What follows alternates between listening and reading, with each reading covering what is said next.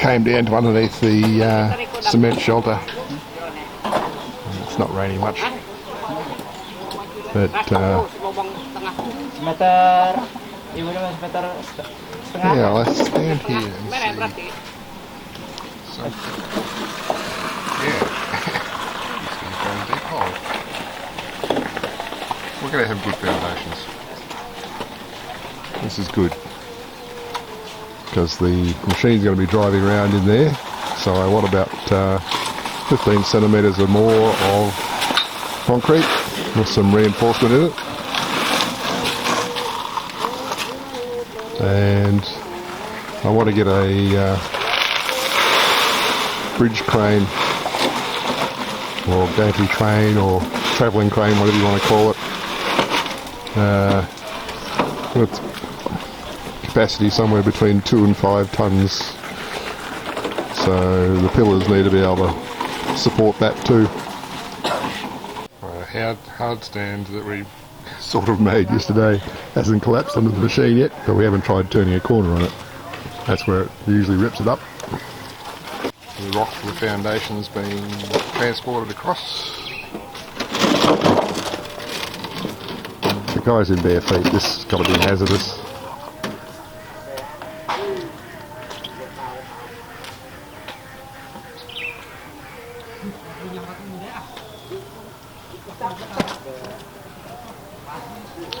But for the current state of it being so wet, there was no way we'd get the machine to use the backhoe to dig those holes. Maybe if it was dry. Meanwhile, the top of the new well at the back of Lizu's house is being framed up. I don't know whether that's to put a concrete lid on it or a wooden lid at this stage. Again, that's something I will learn in future. One of the things I miss about Australia is Aldi. This was one of their chairs, and it's pretty damn good. So, since it seems to be colour coordinated with Dad Egg's house, I brought it down to sit at his front porch and observe the workers. Wheelbarrows of gravel keep coming from out the front. Let's go and have a look sometime, see what that piles down to. Meanwhile, guys are using a couple of other wheelbarrows and transferring rocks across to the fringes so that they can be used in the foundation trenches real soon now. There's another pile of rocks over there available for this purpose too. And we've got some of the crockery and glassware that got broken in transit from Melbourne, which has all been put aside in a plastic box somewhere, and that'll end up in the foundations too to get rid of it safely. So there'll be a piece of Melbourne in the foundations of this shed.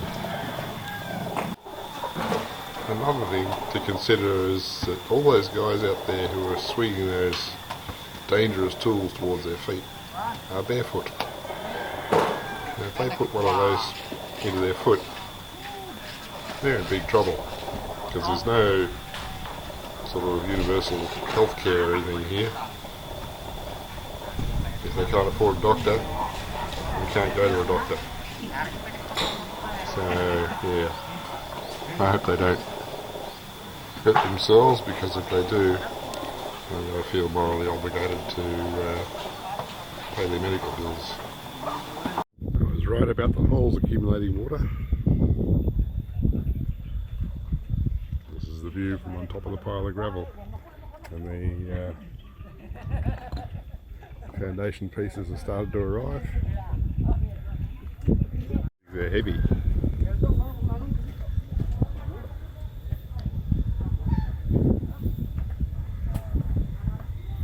The building will be strong, that's the big aim. We do get earthquakes here.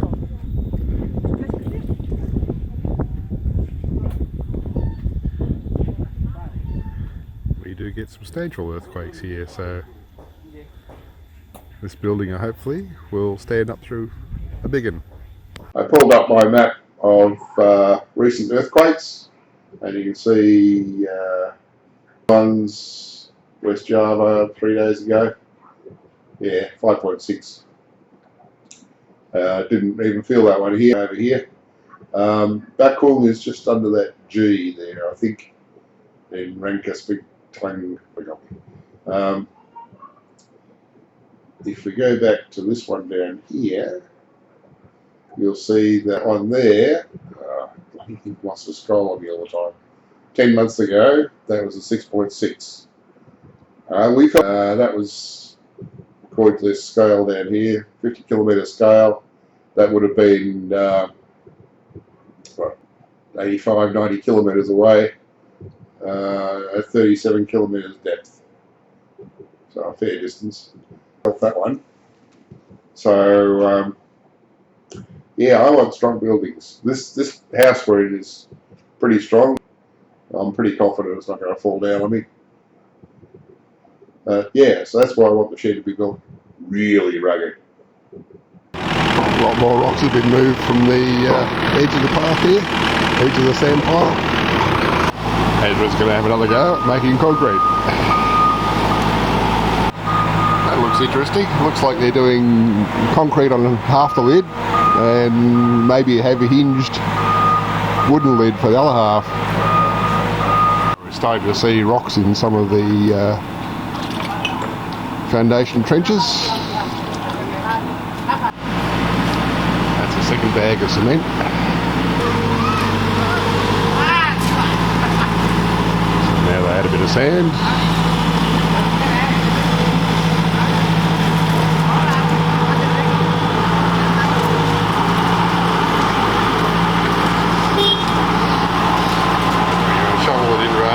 Scoop it in at this point to get a more controlled quantity.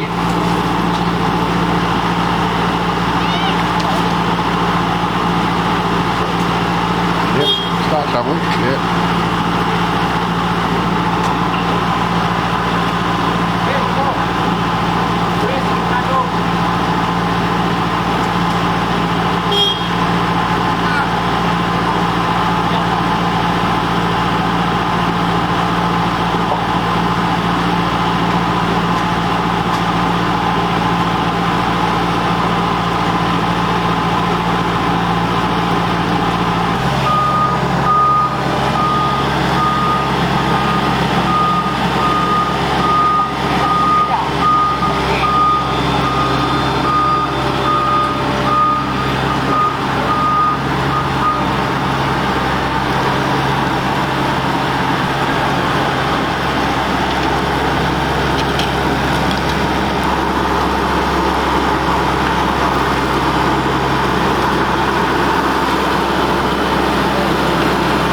See how this batch goes.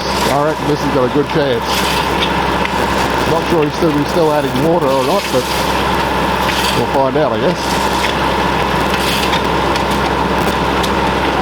There's one of the foundation blocks.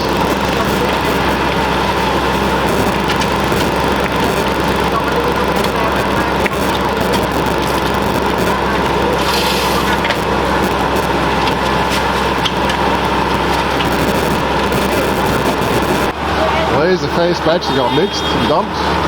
Let's see how it goes.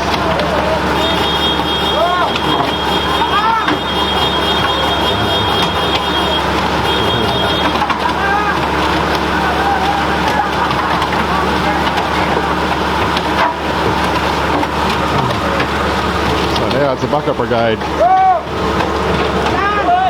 They're all being summoned to start moving concrete.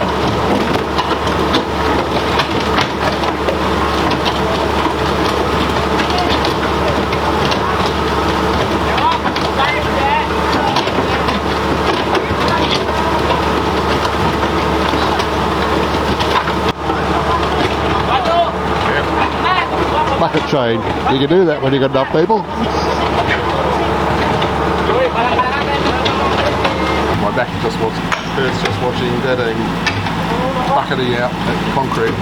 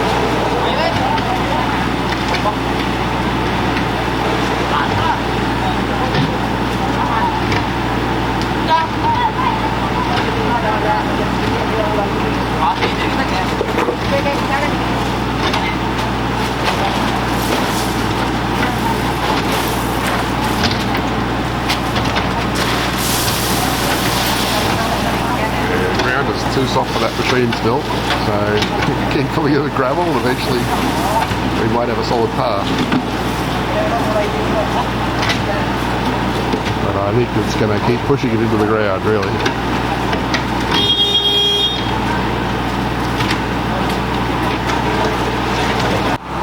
Now that this is underway and we've shown we can make concrete, I might just go and edit this down so we can get an upload today. I'm sure next week's upload will show a lot more progress. During the week I got my fingerprint lock working properly. Okay, so if I put my thumb in there now, unlocked. My wiring between the DVD tower and the door was pretty untidy until I found I had just the right amount of the right size conduit to cover that and look a bit neater. On the inside here we have the control box, control and power box over the back, and in this junction box, which was left over from my house wiring project, it serves as a home for the exit switch, which is not really necessary, but it also has the wireless switch in there. So there's a couple of wireless fobs which you press a button on one of those and it'll unlock the door from the outside too. That handle will always open it from the inside, and at the moment you'll note there's a bit of a flaw in the scheme in that you can reach your hand in through the bars and open the door from the outside using the back handle, but there will be insect screen going on that door shortly.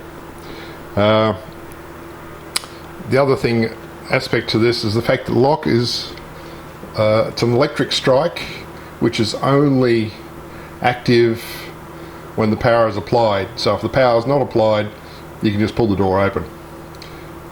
So it's basically a magnet that holds the strike locked. So one solution to that for somebody who wants to get in is to go and find the appropriate breaker for this room, which wouldn't be that hard, and shut off to the power to the room. But I had several UPSs in Melbourne, and here's a good use for the one that used to be under the bed. So it's fed off my solar power system, which is seldom going to go off, and if somebody does trip the breaker, it'll power that for quite some time. Not sure how long, I haven't tried it, but I imagine it'll be quite a while that it'll power that for. So not concerned. The wiring for it, which these door installer guys could not figure out, well, I didn't find it that challenging, but yeah, I admit that I'm strange. Yeah, so there's my wiring diagram I used. That was one of two suggested wiring methods that they had.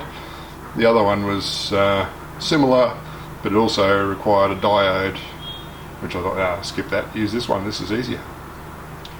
They did supply the diode, but I didn't end up needing it with this layout. But yeah, so that's my fingerprint lock. I think it was about $190 for the full set on eBay, which I didn't think was too bad at all. And that was the week that was. Yeah, so next week I'll show you some more progress and we'll get better at using the machine for making concrete. It does rip up the ground though and drives over it where it is out there, because that's, even with a layer of gravel on top, that's still very soft underneath and the machine does want to go down. Yeah, so that's the week in summary. Hope you don't get too bored because this is a bit of a long one.